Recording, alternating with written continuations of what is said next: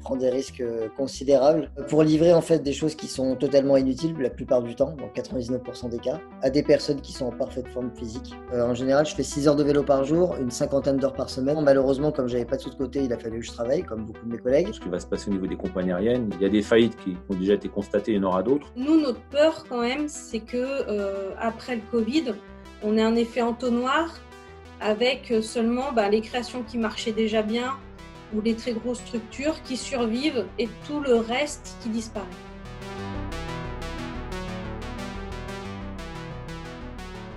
La Covid-19 n'a pas fini de frapper la planète qu'elle exacerbe déjà les inégalités. En cause le modèle de développement économique dans lequel nous vivons quotidiennement. Un modèle qui entretient les inégalités économiques, sociales et environnementales.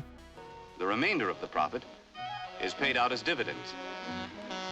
Cette terrible crise sanitaire a le triste mérite de démontrer l'échec de ce système, qui ne sert que les intérêts de quelques-uns qui, pour arriver à leur fin, exploitent les êtres humains et la nature.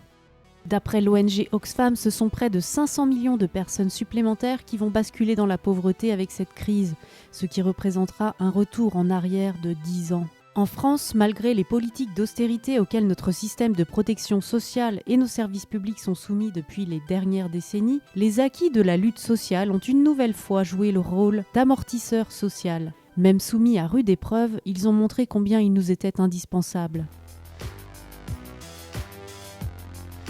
Nous sommes en guerre.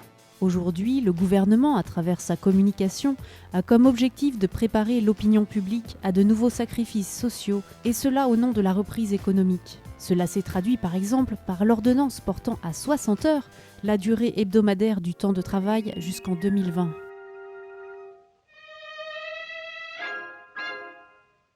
En aucun cas, le gouvernement ne remet en cause les politiques d'austérité et de suppression d'emplois menées par ses soins dans le secteur public et de la santé depuis des décennies. Politiques qui ont entraîné, rappelons-le, la casse des droits sociaux et de la protection sociale. À la CGT, nous pensons qu'il est urgent de rompre avec ce modèle. Nous sommes persuadés qu'ensemble nous pouvons imposer d'autres choix. Faire le choix du progrès pour un monde juste, durable et solidaire. Cela impliquera de fortes transformations économiques, sociales et environnementales.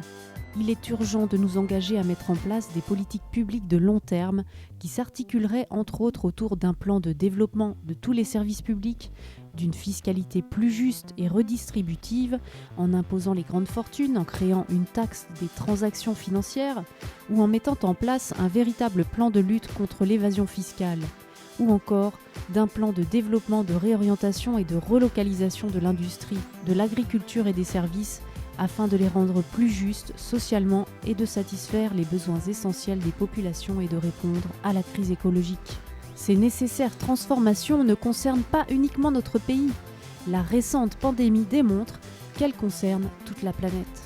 Ces évolutions doivent être relayées au niveau européen et international pour intensifier leurs impacts. Il va falloir aussi que les gens se mobilisent aussi, se mobilisent fortement. Et je pense qu'il y a beaucoup d'acteurs qui sont prêts aujourd'hui à avoir des réflexions ensemble sur comment on refonde la société de demain, plus près des hommes et plus près des salariés, et mettre vraiment le travail et les préoccupations des gens au centre de la société et pas les laisser à des intérêts capitalistes. Il est temps que de nombreuses voix s'élèvent pour dire « plus jamais ça ». Il est temps que nous nous mobilisions pour que ce monde change.